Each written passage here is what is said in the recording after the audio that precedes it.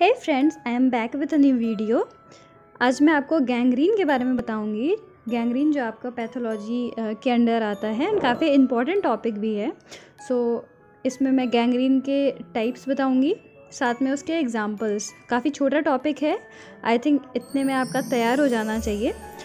Start करूँगी gangrene की definition से। गैंग्रीन नेक्रोसिस का ही एक फॉर्म है।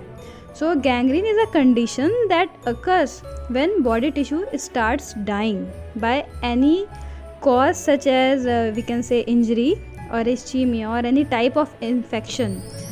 अगर मैं इन्फेक्शन की बात करूँ तो सुपर एडेड पुट्रिफिकेशन का मतलब ये होता है, it means the decomposition of proteins in which we can say that the body will be decomposed by the action of putrefying bacteria and fungi by which gases will be released, or we can say by any anaerobic splitting of protein by bacteria or fungi. This is the main cause of gangrene. Gangrene को आप ऐसे समझ सकते हैं जिसमें body tissues ख़त्म होने लगती हैं, उसे ही गैंग्रीन कहते हैं। सिंपल वे में बताऊँ तो यही है gangrene.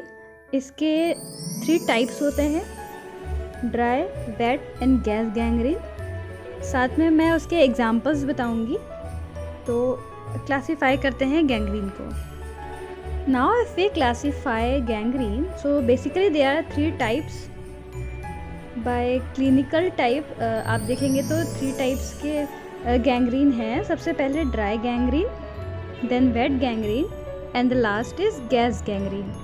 Wet gangrene and gas gangrene काफ़ी सिमिलर है, ड्राई गैंग्रीन थोड़ा अलग है। मैं स्टार्ट करूँगी ड्राई गैंग्रीन से। Now in dry gangrene the basic thing is it occurs in the distal parts of limb due to ischaemia. Ischaemia को थोड़ा क्लासीफाई करूँगी। जिस पोर्शन में ब्लड का सर्कुलेशन रुक जाए वो इस्चेमिक पार्ट हो जाता है। वहाँ ब्लड सर्कुलेशन नहीं पहुँच रही है तो उसकी वजह से वहाँ पे इन्फेक्शन होना भी कॉमन है और ऑक्सीजन का सप्लाई भी कम हो जाएगा। If we talk about site, then most common site is limbs and organs will become dry by which it becomes shrunken and black. Skin black होने लगेगी और सिकुड़ने लगेगी due to dryness. And अगर आपको ऐसा लग रहा है gangrene requires immediate medical attention. And in case of putrefaction, it is limited due to little blood supply. Bacteria fails to survive. And the gangrene spreads slowly upwards until it reaches a point where blood supply is adequate. In dry gangrene, what we have seen is number 1, it occurs in distal part. And if we talk about site, then the most common site is limbs. And in case of due to ischemia, it is clear that the bacteria will fail to survive. Now if I will talk about the clinical features of dry gangrene, then जो part affected होगा उसमें सबसे पहले आपको dryness दिखेगी, wrinkles दिखेंगे, part श्रंकन हो जाएगा एंड मम्मीफाइड हो जाएगा। मम्मीफाइड मीन्स सड़ा हुआ दिखेगा और ब्लड सप्लाई नहीं होने की वजह से डिस्कलरेशन हो जाएगा और लाइन ऑफ डिमार्केशन आपको साफ दिखाई देगी, एक विजिबल लाइन दिखाई देगी आपको ड्राई गैंग्रीन में, जो कि वेट गैंग्रीन में नहीं प्रेजेंट होती है। बेसिकली ये क्लिनिकल फीचर्स थी ड्राई गैंग्रीन की।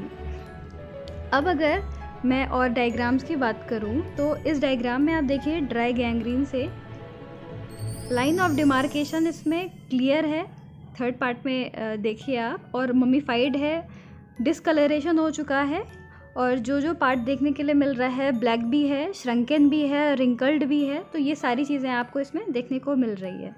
अब मैं अगर बात करूँ वेट गैंग्रीन की, वेट गैंग्रीन का कॉमन साइट जो होता है वो बॉवेल एरिया होता है। एंड इसमें जो अफेक्टेड पार्ट होता है वो काफ़ी सॉफ्ट होता है, स्वेलन होता है, रॉटन होता है एंड डार्क होता है। जैसा हम जानते हैं कि जो हमारे बॉडी का सबसे मॉइस्ट वाला पार्ट होता है वो mouth, your bowel area, your lungs, cervix and your vulva area. These are the areas where there are so much of moisture. Basically जो बैक्टीरिया होता है उसे अच्छा खासा फेवरेबल कंडीशन मिल जाता है। ग्रो करने के लिए, जो कि ड्राई गैंग्रीन में नहीं मिला। And this is the diagram of intestine in the case of wet gangrene. और वेट गैंग्रीन का सबसे अच्छा एग्जाम्पल डायबिटिक फुट भी है। सो इसका एक कॉज ये भी है कि वीनस एरिया या जहाँ आर्टीरियल सप्लाई है वहाँ पे ब्लॉकेज होने की वजह से जो पोट्रीफाइंग बैक्टीरिया हो उसे अच्छा खासा ग्रोथ मिलता है। So due to the blockage of venous and less commonly arterial area, growth of putrefying bacteria occurs very fast. So dry and wet gangrene में जो एक मेन डिफरेंस है वो ड्राई गैंग्रीन में इन्फेक्शन नहीं होता है because of dryness, there will be no favourable conditions for bacteria. And in the case of wet gangrene bacterial infection occurs due to moisture, as we know that in favorable condition bacteria grows more rapidly. So in case of wet gangrene bacterial infection occurs. Now if I will talk about gas gangrene, which is our third classification of gangrene. So gas gangrene में इसी wet gangrene का एक form है gas gangrene. And clostridia is the main cause.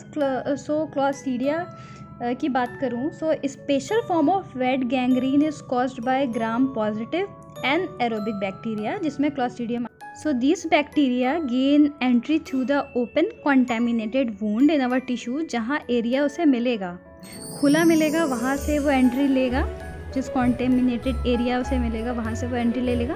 Now if you talk about the appearance, so the affected tissue will be swollen, painful and crepitant, means due to accumulation of gas bubbles within the tissues.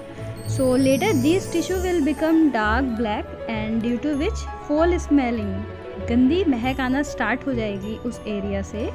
And last में मैं बात करूँगी line of demarcation, जो मैंने आपको starting में बताया था कि ड्राई गैंग्रीन में आपको मिलेगी और वेट में नहीं मिलेगी। तो if you talk about the line of demarcation, then it is present in dry gangrene and in wet gangrene no clear line of demarcation is visible. So this is the second difference about line of demarcation. This is the example of gas gangrene. As you can see that the bubbles are clearly visible. This is the form of wet gangrene. Gas gangrene wet gangrene का ही एक form है जिसमें bubbles बनने लगते हैं आपके bacteria की वजह से, क्लॉस्ट्रीडियम बैक्टीरिया की वजह से, जो कि आपको एनारोबिक बैक्टीरिया के अंडर आता है। सो ये गैस गैंग्रीन है। नाउ अगर मैं ट्रीटमेंट की बात करूँ, तो ट्रीटमेंट में आपको इंजेक्शन ऑफ बेंजाइल पेनिसिलिन सबसे इम्पॉर्टेंट ट्रीटमेंट है। सेकेंडली, अगर बहुत सीरियस हो चुका है तो फ्रेश ब्लड ट्रांसफ्यूज़न की भी ज़रूरत पड़ सकती है। And in case of rehydration और इलेक्ट्रोलाइट के केस में आपको उसका मैनेजमेंट करना पड़ेगा, रिहाइड्रेशन और इलेक्ट्रोलाइट्स की मैनेजमेंट के लिए। And the last is amputation. Amputation last stage है। अगर कुछ नहीं बचा है तो फिर आपको एम्प्यूटेशन ही करना पड़ेगा, क्योंकि इन्फेक्शन ऊपर बढ़ता चला जाएगा। So amputation is the last stage. आपको वो पोर्शन काट के हटाना पड़ेगा ताकि इन्फेक्शन और ना फैले। सो this is what about gangrene and its types. So I hope आपको मेरा वीडियो अच्छा लगा होगा। Thank you for watching my video and keep smiling. Thank you.